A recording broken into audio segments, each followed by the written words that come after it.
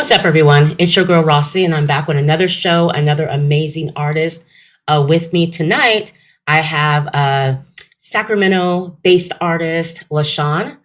He is an alternative R&B artist, and I'm telling you guys, and I know I always tell you guys, like, oh my God, this was great, but it is. You guys know, and if you don't know, I'm Rossie McCree. I am the host of Rossie's Clubhouse, and Rossie's Clubhouse is a Sacramento-based podcast that focuses on interviews in all areas of entertainment. I am a music lover, so I'm always excited to discover new artists. And so we have Leshon with us. So, guys, I have a new opening. Let's get the show started.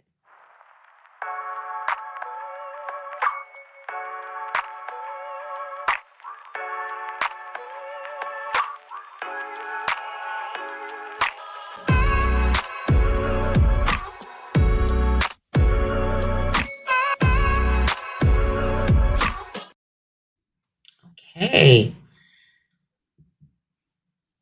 Everyone, welcome Leshon. What's up? Hey, how we doing? We doing good. We're doing really good. So we were backstage, and I do a get to know you, and Mhm. been so excited to have him here with me. You guys, his links are all in the description of the video, his Spotify, everything. Check out the video. Go and find out about this amazing young artist. Um, let's talk about your latest EP. Would it be an EP? Your jacket? I guess it's just a single, to be A honest. single, okay. Yeah, Your jacket. latest single. I was telling you how hot that single is. I've been listening to that all week, along with a lot of your other music. hmm Tell us about Jacket. It's different, but tell us about that single. Honestly, Jackie is one of those like home hitting type of songs, right? Because I think it's relatable to pretty much anybody. Like Yep. everyone's been in a relationship, everyone has swapped some type of clothing item with that person that they've loved, and you know what I'm saying? Especially when you're younger, like this is more like high school days type stuff for me because everyone's like, oh, boyfriend sweater, girlfriend sweater, whatever. Right, right. And I came up with that concept. I was just like, why not say like you stole my heart, like you stole my jacket, and also the way it's spelled out is Jack it, which is like Right, another thing for stealing, right? Because when someone jacks right. something, it's like you stole my Yep, jacket. yep, yep. So I had a lot of like funny comments when I first announced that though, because when people see jacket, they thought it was some like sexual connotation. Really? Yeah, yeah. I don't know why, but Right. it was funny.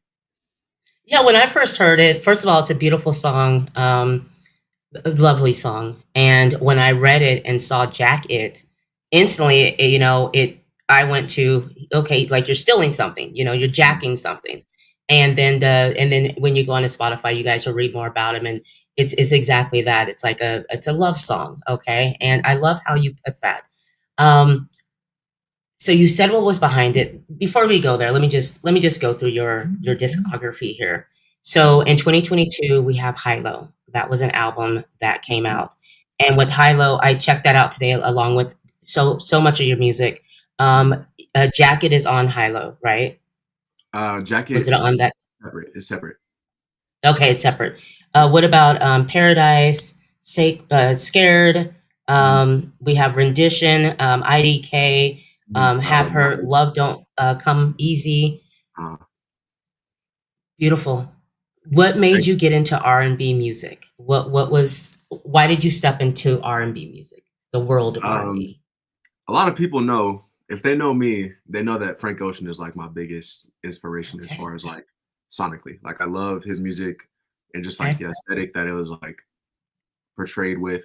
Just all of it, the whole story, the whole lore. I've always been like a little poet when I was younger because I'm light okay. skinned, I get emotional and stuff or whatever. So when I was growing up, I wasn't really into music. Like I didn't sing. I wasn't like thinking about, oh, this is my passion because I was an athlete. So it's like, but I did have nobody to talk to, and I've always been good with words. So what I would do was write down little poems and stuff about how I felt, and just small things here and there, just side Okay. notes, almost like a little diary to myself. Yeah, yeah. I had girlfriends back in the day that I would write little poems for or whatever. But that's like whatever. So that's kind of like where my love for like the poetic side of things came from, Okay, and like the lovey-dovey emotional side of things came from. And I Okay. feel like the only genre that really fits me the best is R&B for that, you know? I'm not gonna Right. go and rap because I don't consider myself like a rapper. I don't see myself being like a Right. rapper. I thought it was Right. too cliche to become one, to be honest. Just, you know, Okay. Okay. it was so normalized around me and stuff like that. I wanted to be different, and I love being different. And that's just like that's my thing. Right. Um, Your music is, I will say that. It's go ahead, finish that thought.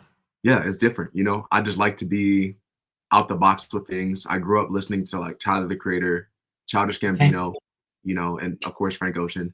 But just like that whole 2012 Odd Right. Future type of like, you know, just out the box realm of people. I just always loved their Right. style of clothing, the way they took care of their videos, the way they did everything like in the nurturing of the art. Like I just loved all Right. of it. So I think I kind of like embedded that within myself too, and always Okay. strove to want to be that kind of artist as well.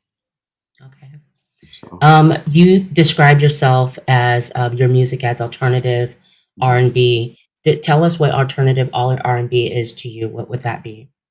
um the classic R&B uses like a lot of like emotional chords and like slower sounds, very specific melodies, and a lot of really, really like strong singing. And Okay. Yeah. Yeah. in true all honesty, like I don't consider myself like a singer, like a sanger. You know what I mean? Like Okay. Same. Yeah. I get it. I get it. I get the sanger, like difference. people know what that means. Yeah, like Absolutely, you do. yeah, like I don't consider myself that, and I'm not gonna put myself in that realm because I started singing later. But Okay. I do have a respect for that kind of music, and I do love that. And when I hear it, I understand it. I just can't Right. physically do it myself yet. Um, but I've always found myself liking other genres of music too, though. So like, Right. I grew up playing Rock Band. I grew up playing Guitar Hero, and listening to all these different types of like music. You know, rock inspired music, Right. even like not country, but like you know some of that twangy kind of stuff Yeah. that you know. Absolutely. Of course. So it always just like piqued my interest, and I think, like I said, with having like embedding Right. sound for myself when I was younger, and I sponged Yeah. in all my sounds and stuff like that. Those kind of just spew out when it comes to like making my music. Honestly, I don't think there's like Right. a defining specific for R&B for me. There's always going to be some like rock R&B or some type of like Right. you know like jazzy R&B, like the Love Don't Come Easy, Yes. kind of like a jazzy kind of song, you know. Right. So, but yeah, it all comes together and all fits together. It all makes sense for me and my alternative Yeah. scheme. But yeah, I I was I remember I was mentioning there's a song, it's called Another Sad Love Song that came out, that was 2023. That's what is it, TJ? oh, The Tante. featured oh, okay, the featured artist on there. I was listening to that, guys, On and as I'm another side, listening to, go ahead. on another side love song, you said? Yeah, it's yeah, Another Sad Love Song. Oh, I don't know. There's no feature on that one. There's no feature on that There's no feature. Okay, well, oh really? Gosh, that song, I was telling Leshon that that song reminded me, and if you listen to it and you're from my era of music, it was like a Jaheim back in the 2000s. It one. had that vibe to it, and I haven't heard that in a long time. Mm, Listening to your music definitely takes me back to that time in the 2000s with the R&B, and you're absolutely right. It is definitely it is different, but it does relate to that type of R&B that I listen to. I'm sitting there. It's music you can jam to, music that you can. It's a party. It's a party. yeah, Party music. And as mm, far as your voice, you know, for R&B, you have a very smooth, silky voice. It's very beautiful, and I thought it would be great to have you on a few days before Valentine's Day because of the fact that your music is love. yes. Out of the projects that you've done, what is your favorite song that you're like I did that. Mm. That's the one that's me. Honestly, I think Jacket is, Yes. not to go back to Okay. it, but I think Jacket is definitely that one. Because I feel like the main theme, as just Yeah. me as an overall person, as an artist and everything, like when I'm making my music and stuff, it Right. always seems to end up talking about love. Yes. And me as a person, I've always struggled with that. Like I've always had my issues with finding love or receiving love or even giving love sometimes because in all honesty, the way I grew up, I didn't know what it looked like. You know, like my parents never really received love the right way when they were Okay. younger growing up and stuff. So it was harder for them to show me the love in the right ways that needed to be shown because they were so busy with their lives as well. Right. So same thing for me. I'm extremely conscious of that, like myself now, Okay. and I'm paying more attention to the things that are affecting me and whatnot. And I noticed how I feel certain things when people like do things that they say they love me with, but I Right. don't feel that. You know what I mean? So it's Right. just like me trying to decipher and figure things out. And with Jacket, it's like, damn, like I finally felt like I love somebody and they love me. And, you know, I'm giving a piece of myself to you, which is my jacket, of course. Right. And Right. my heart is gone because of that, because I decided to give you just a jacket, a simple little Right. jacket, turned into a whole arc of just heartbreak and all this other Right. stuff. Yeah. And you feel that in this song. You do feel that heartbreak, when you're singing Jacket. I felt that. I felt hurt, you know what I mean? But Mm, then you feel, because I mean, like you said, everyone's been in love, and you have had that I'm sure everyone's had someone that they've been in love with, and it mm, ends. And the way that that song is put together and what you're saying in that song, I felt that, with my first love and high school. And it actually brought me back to that, mm, Mississippi middle school. Was in love with this young guy. What's up, Carl Moore? I'm gonna shout out Carl Moore. I haven't seen him in, gosh, ages, ages. But I remember when we left, I was so in love with him, and I remember when we moved from Mississippi, and I remember having to leave him. And I remember the last day we talked and just crying. And I cried on the bus. We were on our oh, Greyhound bus coming back to the West Coast and just crying on there. So I think that's why I had, yeah, why that song touched me, because it brought me back to a middle school child with my first person I ever loved. And used to give me his jacket on the way home from school because it was raining out or whatever. It was just, that's amazing. everyone can relate to that song. It is Yeah. absolutely a beautiful song. Tell me about this. Have you gone through any struggles? And you probably have, during your songwriting process, because Leshon is a songwriter as well. Can you tell me about that? Yeah, being a songwriter was like kind of like I said before. I started off as a poet, not a Right. full on poet. Like I wasn't that no freaking, you know what I'm saying? Like these type of things. I wasn't doing that stuff. But it was more so just to myself and secluded and using my Okay. words to be smart. So I was always really good with like metaphors and Okay. connectivity and stuff like that. Um, and the hardest part for me was honestly the melody. I didn't really understand melody too well because, like I said, when I was younger, I didn't pay attention to music. I just Right. paid attention to words and how I was feeling. Right. So when I met Jay Kent back in 2020, um, crazy story with that too. But when I met him back in 2020, I didn't make any songs, no music, nothing like that. I had no interest with it. I was just at the park playing basketball, and he noticed me and he was like, "Bro, you look like somebody. Like, do you make music? Like, what do you do? Like, you look like somebody." Oh, I'm just like, "Nah, man. I'm just hooping. Like, I just work. Like, I do my thing. Like, that's it, bro." And he was like, "I don't know, man. There's something about you, bro. I think we just need to like kick it one day and just like write a song or something, bro, just to try it out." And since then, it's kind of just been obviously sponging up and learning a lot of stuff from him because he's been doing music for 13 years now. You know what I'm okay. saying? So Okay. he's been doing it forever. He's been in the game for so long. He has like endless melodies in his head. So when I'm hearing it, I'm catching on to it and Right. understanding how they work and stuff like that. And once I understand something and it clicks for me, it's over. Yeah. I can pretty much figure anything out. It's like math. It's like once you finally figure out how that Yeah. math equation works with every single Yes. thing, I got it. Yes. I got it. So that happened with me with him. About 2022, I would say, after I made the High Low EP, we Okay. started doing more songwriting and more things for like other artists and stuff like that. And we just got into this like crazy creative mode. And then it all just started coming to me like just in my head. I kind of hear the melody first because of the Right. lyric, easy part for me now, you Okay. know. So yeah, it was a struggle at first though. I didn't know what I was doing. You know, I didn't know Right. what music sounded like. I didn't know what a structure sounded like. I was just more like, well, I know what Tyler the Creator does, and he does weird stuff. I Yes, know he was great. Absolutely. he is, Frank Ocean's by the book, but he's still very off, Yes. off a little bit. And so is Right. Childish Gambino. So that was my only reference points. So I Right. just with what I knew, and I gave it my all. It was garbage at first, but now we're better. Yeah, okay, okay. I can't imagine it being garbage, but I get that. I get that learning process. You know, speaking of you're talking about your childhood and the emotions that you've gone through, being loved, not being loved. Um, how did you manage the pressure of sharing those experiences through your music and with us? Because that had to be hard to come out of that shell that you were in.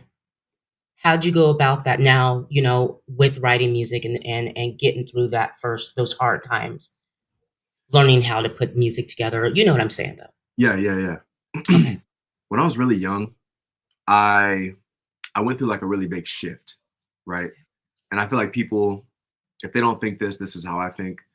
But I've lived so many different lives because of the way I grew up, right? So I went through this era where I was like this really emotional, like angry, evil little kid. I swear I was so bad. Okay. Got into a lot of trouble when I was younger, and something in me just like snapped. I think I just realized like, okay, I have a younger brother, I have a younger sister, you know, and my mom, right? Like I care Right. about them, I actually love them. And I don't want Yeah. to lead by negative example for these younger people the way that people have for me. So I want to make sure I'm being different and changing my ways. So when it came to that, my emotional side turned into a very, very logical side of things. And I almost like pretty much cut off all of my emotions. I'm not gonna lie. Like Wow. I went from the most emotional, angry little kid all the time to just a very logical, stale faced, like stoic being. It was crazy. Okay. Wow. And in that switch, you know, during high school and stuff like that, another life that I lived, emotions got brought back into it when I started to experience love again with like, you know, my girlfriend at the time. And then going through that heartbreak and everything, it kind of helped me tap into the mixture of the two. Right. I think that's the biggest thing for me is just mixing those two things, you know, the emotional and the logical side of things, having that perfect blend Right. of the two. And when it Right. comes to making my music, it's the same. I don't want to be overly emotional on a song because it's not gonna. There needs to be some type of tame there, right? I can't just be sitting here Right. screaming all these high notes, and you know they do that in Right. the R&B back in the '90s and stuff, like you know Boys to Men, Right. Right. Jodeci and stuff. They're doing all that, but Right. I'm smart enough to understand that that's not today's music, right? Right. See that we're not going to go all the way back to that, but we can have some of that still. You know, Right. I wanted to find that healthy balance of the two within my music as well, because I know Frank Right. Ocean's on there, you know, crying his eyes out, but he's doing it in a controlled kind of Right. way. Right. So Absolutely. I took that same type So of go foundation. ahead. Go ahead. Yeah. So what does like being a musician mean to you? Mhm. I think it means a lot because being a creative in general, musicians, they control like energies, right? Whenever you have music on in a room and it's just you doing whatever you're doing, that's going to be your mood for that time period. However Right. long that song is, that's going to be your mood. If it's jazzy, if it's hard metal rock music, if it's going to be country music, it Right. puts you into a mood and it really does kind of control people. Right. And for me, that's not what I want. I just want people to feel something, obviously. Like how Okay. you said you felt with driving that Greyhound back, you know, from Mississippi. Yeah. Oh Like that's yeah. insane. Like that's an amazing, amazing story. And I have plenty of stories like that from the music that I used to listen to and how it made Okay. me feel. So I want to Right. just provoke a feeling from people so they can understand and think a little bit deeper about themselves. You know, a lot of Right. people go throughout life like this, just always posting, always going through, and they're not really Right. thinking and slowing down about themselves, about how they're really feeling. So if I Right. can just get a second to tone it down and just think about what they felt and saying some words here and there, like, dang, that's crazy. He put into words about how I really felt just now in that time. Yeah. I can't express myself good enough. So I want to be kind of like that and Right. kind of people. And that exactly what happened and what it did with me. And I love how you speak about anger because after that incident, I remember being angry at my mom, being angry at everyone. I was just so angry and hurt. But I love how music comes into your life as for instance, Jacket or music that I've heard before, like listening to the Jodeci's back in the day, how it was Mhm. like that and feeling that emotion from them, but also being able to feel that emotion with you not screaming at the you know the top of your lungs, but conveying that message, Mhm. of love, anger, hurt, back to love and healing. Again, how does you have your mom, your sister, your little brother? How do they Mhm. feel about you being different? Did it because them knowing you as this angry, upset person, and then you started with music? How did your mom take that? I'm 'Cause it's almost obviously surprised. positive, you know what I mean? Yeah. She loved it because obviously she's a humongous R&B fan. Like, Okay. she loves R&B. Like, that is all she will play every single day no matter what. I swear it's, like, crazy, and I think that's why, like I said, I've just sponged up so much information from that time period Right, without even right, paying attention to it. Um, right. but my mom, she took it as a good thing, of course, because I'm Yeah, doing my best in life, right? I'm trying to make myself something, and that's right, all she really cares about. As long as I'm trying and I'm doing something positive with right, myself, that's all that matters to her because where she came from and where we came from before, anything is better than that, you know? right. So she's always gonna support me. She's like number one fan. She's my best friend. Like there's Love that, nothing above her. There's nothing like nothing. Like that's love that. everything. My brother and sister, they're younger. My little brother plays basketball. My little sister is this Okay, little attitude. Um, but okay. I love both of them, and I feel like we all grew up together, and obviously we all want to see each other do good and stuff. Yes, Um, but yeah, it was just a big surprise for everybody. They were like, "What the heck? You're making music now? Like you were a basketball player, a football player, like in high school, like a few years ago. right. Like what's happening?" So it was a big shock, but it was definitely tremendous support as soon as it happened. Right. Mhm. Do you ever feel like a disconnect between, like, the intention behind your music and how it's perceived by your listeners? Do you ever go through that? Hmm, Have you gone through that? that's a good question. I feel like most likely there's times where I try to use metaphorical play a little Okay, too strongly, like okay. because my intention is that you have to listen deeper in the music. Yeah, And sometimes there might be a song or two that, really won't connect with somebody. okay. And I think I'm thinking more so in the future because when I come out with like my album, because High Yeah. Low was an EP technically. Okay, Technically okay, on paper, okay, EP, I okay, guess. It was okay. 8 songs, that's enough for an album. But the album that I'm actually going to be releasing this year, it's like it'll actually have those type of disconnecting moments where you do have to look a little deeper, but they're still enjoyable. They're still obviously very fun, and they meet that perfect mix of this can be a surface level song or this can be way below the surface. Okay. Mhm. Are you, could you started, let's see, 2020 you met Jay Kent and Yeah. you started messing around with music. 2022, and that's a short period of time. And I've interviewed a lot of artists. Shout out to Jakari, same thing. Oh, that's the guy. Didn't I love think, him. okay, oh my gosh, right? Yeah, that's the Is guy. that kid not talented? That young I man swear. not talented? I I mean, swear he's from your like New York stories or are something. so much alike too. Yeah. Yeah, Yeah. I interviewing him, looked he for I said the looked at his same interview thing. last time. Yeah. Did you? Okay, Mhm. it's I feel like it's you guys kind of have the same story of the writing of the emotions, going through things at that time, and then happen to find music. You know what I mean? Like Yeah, just amazing. It's absolutely amazing. By the way, guys, Sacramento have so many talented people. I could totally. literally do shows forever just interviewing music artists from Sacramento, established and up and coming. So I'm always amazed by how young you all are and how and we'll talk about you right now, how you were able to mess around with not even wanting to do music. Let's just be honest, you weren't even thinking about music till Jay Kent found you, saw you, and said, "Hey, you look like you do music." And then 2022, you're making music. How do you feel about that short journey? That is just a few years ago to where you're Honestly, at now. I mean, yeah. It's been a lot. yeah. It's been a lot. Yeah, the connection with Jay Kent was really, really cool, and I think a big thing that, like, industry people talk about is, like, people don't do artist development anymore Okay. nowadays, and I feel like that was my, like, kinda, like, artist developing time. I'm still Okay. developing now, but that was definitely, like, the time where I'm, like, I'm doing shows here or there, like, locally, understanding how to perform. It kind of helped that I did musical theater in high school, my last couple of Okay. years of high school to understand Okay. stage presence and whatnot, but Right. still, I was a shy person because I wasn't in my realm, like, I've never Okay. been nervous before. I've never been shy or anything like that because sports was so easy to do. But Right. since it's a new realm, I was like, damn, if I mess up, like, what are they gonna think?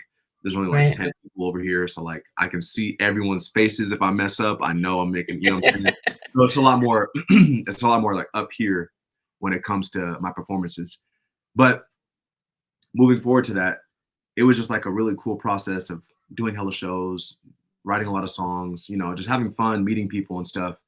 And Right. once all that fun was up and we really started to like refine our craft and take it extremely serious, more so me than him Right. because he's already, you know, he's been in it forever. Right. Uh, I really did start to like study it and understand it, you know, and really like nurture it like a baby and really take care of it and make sure I was feeding into it as much as I needed to. Right. And here I am now, you know, writing songs for people and helping out write big records for certain people. And we have a Nice. couple songs coming out in movies now, um, Really? stuff like that. Yeah, we have Yeah. Nick Leisure is coming out with a film on May 6th called Golden. On Okay. called Golden. It's coming out, I believe, nationwide if I'm not mistaken. But me and Jay Okay. Can't place a song in that film as well. Wow. And yeah, it's exciting. We've been working with Derek Allen, DOA Allen. I don't Okay. know who that is, but he is a legendary bassist. He played for Janet Jackson. He played for Lionel Richie, Bobby Oh, Brown. wow. Okay. Well, but he's also a producer, and he produced for like Joe, Kim, Okay. Tyrese, and all these other like you know legendary Wow. people. So it's like Wow. Hell yeah. crazy full circle. And he's from Sacramento too. Like Is he really? he's from Sacramento, truly. I have to So that's hit him like big up. bro. We've been writing with him for like the past like almost 2 years now, and working Okay. with him closely. We have some songs with other artists coming out soon as well. And he's just been like a great mentor. He's been teaching us the ins and outs of things. You know, we met him through our managers. Our managers Okay. are Ronnie Ramos and then Carl Thornton or Chip. Okay. But just amazing team. I feel like that's the biggest part is like the team. Once we found Right. out like that team that we really needed to get together with and like just conquer everything with together, it Right. was just game over from there. All the connections started happening, everything started flowing. We started meeting people and you know, everything just started going the way it needed to go. That's amazing. That's absolutely amazing. And I see that going back to your music, I mean it's yeah, it doesn't feel like it's something that started in 2020. It feels like this is like you've been doing this for years, way before that. So I have to say production's really good. Let's Thank talk about performance, live performances. How was that for you when you first did your live performance in something new? But of course, you're ready by that point. you. Mhm. How are performances for you? My performances are always very different. Like Okay. because you never know what to expect crowd wise, for one, like Right. numbers and also Right. reaction.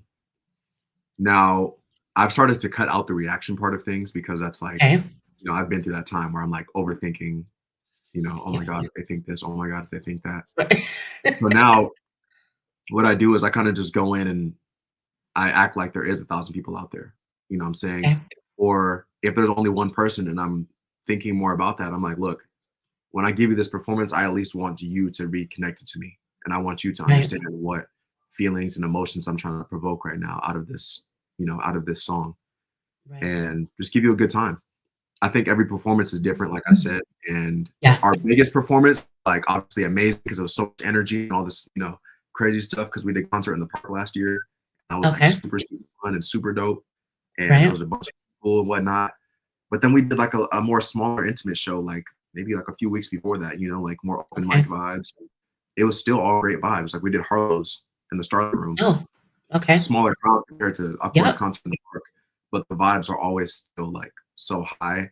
And I think I Yeah. more so feel the vibes and Okay. ensuring I'm giving somebody something because you're paying for a ticket at the end of the day. Like, and you're taking your time, whether if you're paying or not, you're taking your time to come pay attention to me. I'm Yeah. gonna, you know, make sure that you're earning or I'm earning your time here. Right. Right. Yeah. And the audience is good. The feedback you get from the audience obviously is what you would want from someone feeling your music like that. So that Yeah. also makes you feel really good. I want to go back. I love to ask artists about writing because writing Mhm. is so personal. When you write, and I know you write with Jay Kent sometimes, but do you still do like the poetry in a book when you're writing? Do you have a certain, you know, place that you write at, like when you're writing music, when you're hired to write music for an artist, Mm. how was your creative process? Because I'm so interested in people's creative process. Mm. I feel like it's pretty different, but a lot of my crazy ideas, like my really, really good ideas, they come Yeah. from just me being in the car, to be honest. Okay. Whether Gosh, I hear whether that a I'm lot. driving, Okay. I just need to turn on my phone to do voice notes, Yeah. or I come home from like a long day and I'm just feeling a lot of stuff. And I kind of just like Right. lean my seat back. I play whatever like current instrumentals on my mind, or I'll even play a song that's a lot more like sad and somber, like some Frank Ocean or something, Okay. and just start to like jot down my thoughts. And that'll Okay. be like more like a poetic scheme. No melody, no nothing, just straight saying words with some type of rhyme scheme. And Mhm. then I'll just turn that into a song. I'll take one phrase from that and turn it into a song. And then I have like 20 other songs to make out of those phrases because they're so punchy. You know what I mean? Right. I'm really good Right. at like one-liners that just like come out of Okay. nowhere. Oh damn, this is a really dope concept.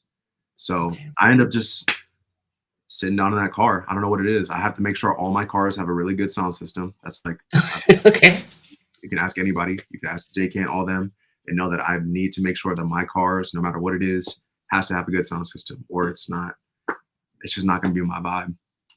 That's so funny because I've obviously asked other artists that, and YNG Pharrell, what's up, youngin? I His is the same process. He's like he writes best when he's in his car going somewhere, and mhm. that's when he starts writing. There's something about that, but I absolutely love that. So these are some some funny questions. Okay, Mhm. what's the weirdest thing a fan has ever thrown on stage? Weirdest thing a fan is thrown on stage. Have have, I have probably you got just the panties around. or anything like that? No, not yet. It's coming. I haven't It's unlocked. it's I coming. haven't unlocked that side of the R&B. You know how like R&B is like the big sex appeal, and like changing shit, and he just sitting there like throwing a shirt. Not there yet. Um, let me think. I don't Because know. fans are something else. Fans are something else. Maybe you A haven't shoe? hit. Maybe you haven't hit that yet.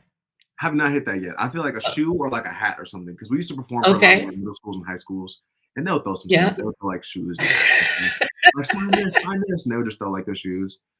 Yeah, Okay. stuff like that.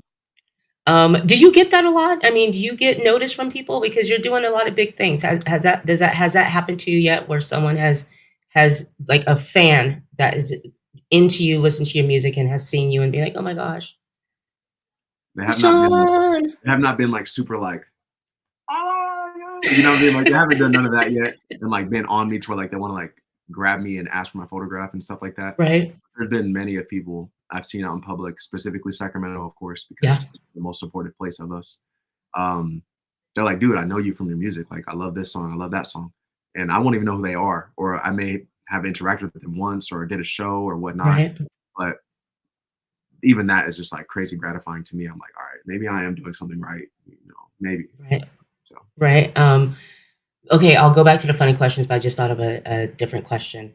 uh, Your sound, has your sound changed from when you first started, we'll say 2022 to now, or are we too early for that sound to have changed? no, it definitely changed. Okay. Most definitely. Okay. My first little EP, which is taken down now. I took it down just for I want to make sure my discography has a certain level of professionalism to it. Yep. Yep. Those are my I'll probably put it up on SoundCloud or something for true fans to listen to. I get that. Um, but that original sound was more of like a melodic, more I guess Sacramento like sound. You know what I'm saying? Like Okay. more Okay. Okay. like you hear June or you'd hear, Yep. Young T.O. or those type of people on Okay. those type of tracks and stuff like that. A lot Okay. of samples from like older R&B songs like, You Should Let Me Love You by Mario or stuff Yeah. like that, Yeah. So it's more Okay. like Yep. that type of song with like a certain beat to it. And like Okay. that's cool, but I never saw myself as that kind of artist. I think that was just like Okay. my earlier I'm working with J Can. This is also his sound, so let me just work in with his sound type of Okay. I get that. trial period. Yeah. And then once I feel like my sound really changed once I came out with Drowning. Okay. Oh Drowning yeah. was definitely the one that was like, okay, your alternative for sure. This is Oh, more what yeah. you love to do. Like, this is it. So Drowning kind of started off my new sound and like my Okay. actual sound that I want to get into. Okay, Another okay. Sad Love song just kept confirming that. Oh, And yeah. then IDK kind of popped up out of nowhere because I was like, let me just have a fun song. Let me just have a funny one. Because Love Don't Come Yeah. Easy is fun, but let me try to do something that's like really fun, Right. club worthy fun. So Right. there's that one. And then Jacket was like, that's it. Okay. That's it right Okay. there. Like that introspection level, the pain that it portrays, the Yes. simplicity and the instrumentation. It's like all that. That's like Right. perfect for me. Right. What about music videos? Because I went on your YouTube channel and you have some music videos. Mhm. What about that? Does that take a lot to have to take a song and make it into a video? And how do you choose what song you want to be a video? Hmm. Well, Love Don't Come Easy was like, that was my biggest song at the time. It had Yeah. 1.5 million streams or something like that Wow. on Spotify. Wow. And it really did like blow up in a bunch of different areas and regions, like not even just Sacramento or California. Right. Like people in like Texas, there's people in like Michigan, and all these other different places, and even New York. Okay. And it was just going up for a while. And I think on the 1 year anniversary is when we dropped the actual video for the Okay. song, if I'm not mistaken. So we kind of, it was just long overdue. That was the biggest song on the little EP. Okay. But to make a song into a video, I think the biggest part about that obviously is how we believe in that song as a team. Like obviously, like me, J. Kent, Ronnie, and everybody on the team. How much we believe in that song and what we see is like that key song that's gonna really like change the tide and what Okay. idea comes behind it. Because Okay. a big thing that we're trying to do right now is really build a world for people, right? Okay. Our biggest inspiration is like, well, mine at least, how I brought it to them was how Tyler the Creator, he comes out with an album every single year or every 2 years. And every 2 years, it's like a new personality for people to attach to, right? Okay. Yep. It's like a new world to really immerse yourself into. So when he did Igor, it was like the whole tuxedo and all pink with the Yep. bob haircut. You know what I'm saying? It Yeah. was like an era. Then there's like, then there's like the new one now, Chromacopia, where it's like the mask and the Okay. certain outfitting and the certain all that stuff. Right. So we're trying to create a world just the same way. So we need Nice. to make sure that what song is going to kind of immerse those people into that world and really attach them to that idea. So yeah. Okay. Okay. I love that. I love that. Let's see. Let's see. Your favorite food that you have on the road with you. What would it be? What is something that you have to have on the road with you, or something that's just your favorite type of food?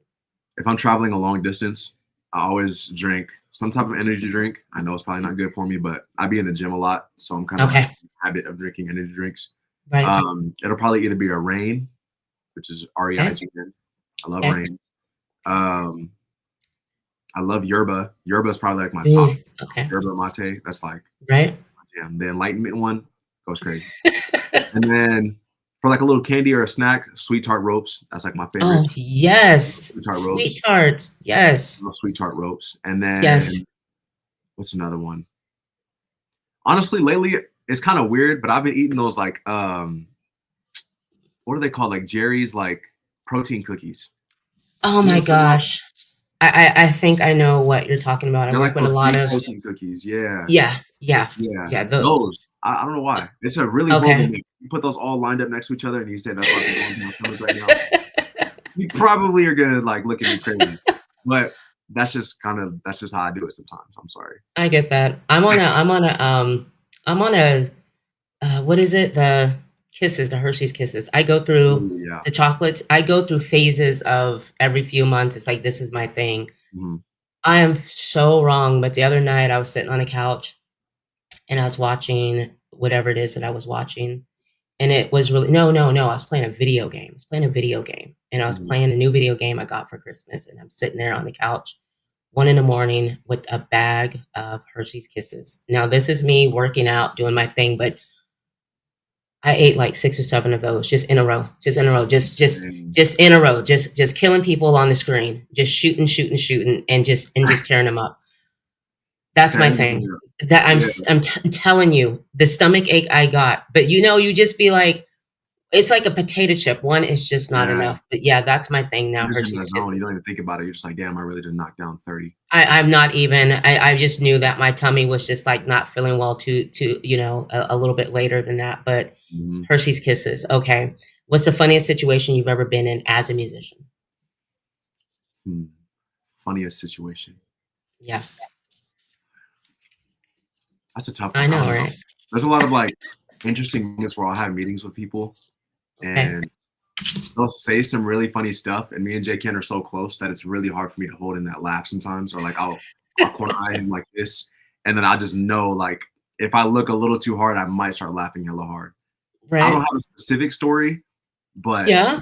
stuff like that because me and him are so close as like friends, bro. Like friends Right. and business partners that like it's hard to be in a room where someone does something silly and we look at each other and just don't like, you know what I'm saying? Right. Right. Laugh at them. I get But it has to that. be I so get serious that. because we're in a business meeting. It's like we have to be serious. Yes. Yeah. Yes. I'm going to leave this last one to you. And by the way, Jay Kent, I cannot wait to have you on the show. I know we spoke about Right. that, and I'm hoping to have you on in April. We'll see what your schedule's like, but I've definitely been obviously listening to your music as well, the package you sent me, and yeah, you are definitely established, and it's just he's a dope artist as well. So I'm so looking forward to talking with him.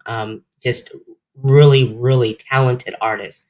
Great sound, love his sound, and so I'm looking forward to meeting you too, Jay Ken. And thank you so much for hooking me up with Leshon. So I want to put that out there. But this is your moment. Please shout out anything, your newest album, what you're working on. This is you. Okay. Shout out to my mom. I love you, mom, always, no matter what. Shout out to my brother, my sister. Shout out to my whole team that I work with, management team, Ronnie, Chip, Jay Kent, even DOA and Tiger Hood. Shout out to all you guys. You know, I appreciate all y'all for everything y'all do for me. You guys are always looking out for me and my best interest, even though I'm sitting back and I don't talk too much. I'm a very not as talkative person. If you see me in person, you'll know what I mean. I'm very like standoffish, chill, and that's just me. So I really do appreciate the guys that go out there and represent for me and go hard for me because sometimes I feel like I don't go hard enough for myself. So appreciate you guys. I appreciate you. Thank you so much, McCree. Come on Thank now. you. Um, it's been a dope interview. This is really cool. I've never done a remote interview before. I've only had one job Yeah. my entire life, so I didn't have to do like interviews on Zoom and like like during COVID and whatnot. And I wasn't in college, nothing like that, so I didn't do no. So this is cool. I like it. Right. Um, Thank you. Thank you. yeah. So shout out to all those people. Shout out to Prodigy. That's my engineer, Okay. bro. Been working with him for so long, and we've evolved together as a sound, and I think that's what I'm most grateful for. Is like him being a part of our team. We just all work hard together and make ourselves better in total. We come, with the problem, he comes with a solution. He comes to us with the problem, we come to him with a solution. So we have like a good little system there. Um, and as far as the future of music, I'm Yes. definitely coming out with an album this year, like an album, something Okay. real, something way different than anything I've ever put out. Way, way different. You guys, I've been putting it together for so long now, and like the more I listen to it, the more I'm like, okay, I'm certain, I'm for sure. I'm almost done with it fully. I'm getting all the little details, ironed out. Videos are coming with it. Certain things are coming with it. Um, and yeah, it's called Emotional Stoic. It's gonna be really Emotional cool. stoic. Emotional Stoic. Jacket will be on there. Jacket, the idea of course, being very emotional, but also very logical at the same time. It's like the Right. perfect mix of the two. And that's all I'll say about it for now. But Okay. it'll be about 16 to 17 tracks. So Wow. longer, thankfully, finally, right? And yeah, my favorite That's color, awesome. Go ahead. Go ahead. my favorite color is purple. That's all. Okay. Oh, hey, purple, purple right here, purple right here. Used to be green when I was a kid, but grew up and loved that purple. Thank you so much for coming on the show. I really appreciate it. Been looking forward to it. Thank you again, Jay Kent. And I want to thank my people. So, Unfiltered Studios, thank you so much for hosting Rossie's Clubhouse. Movie Lovers Unite, thank you so much. John D. Gregorio, my producer, my director, my editor, thank you so much for making this happen and making sure I have everything I need. Unfiltered Studios, we have Pedals of Support, Finding Your Way, the Stupid History Minute. You guys check us out. We are anywhere you listen to your podcast, you will find Unfiltered Studios, Rossie's Clubhouse. Thank you so much for the past artist that has come on. You guys, I have Omari Washington coming on March 17th. I cannot wait to have this award-winning actor come on the show. I've been following him for years, and I'm so happy to have him on. Let's see. I'm talking to Tech Trey. What's up, Tech Trey? We're trying to put a show together as well. And I have many other artists coming on for you guys. So be on the lookout for them. Let's see. I think that's about it, guys. You guys be good to each other. This is episode 41 of Rossie's Clubhouse, guys. We made it, episode 41. Thank you, Misha DeSalle, for being on my 40th episode last week. If you guys missed that, check that out. And go check out the Matt Barnes interview, guys. That's hot. Black Mark is going to be coming out here really soon. Matt Burns won Best sports documentary at Holly Shorts Film Festival. So you guys go check out that interview with Matt Barnes. It was great. Matt, thank you so much for the support and resharing posts that I put up for Black Mark. Thank you guys so much. And we're going to be out. I hope you guys enjoy your week. Again, this is Leshon, a Sacramento artist, alternative R&B artist, guys. You will be hearing a lot from him. If you don't know, you will know. All right. And we look forward to his new single or new album that's coming out. So, Leshon, we'll have to bring you back when that album's ready and let's talk about it. All right. Most definitely. Okay. And we are out, guys.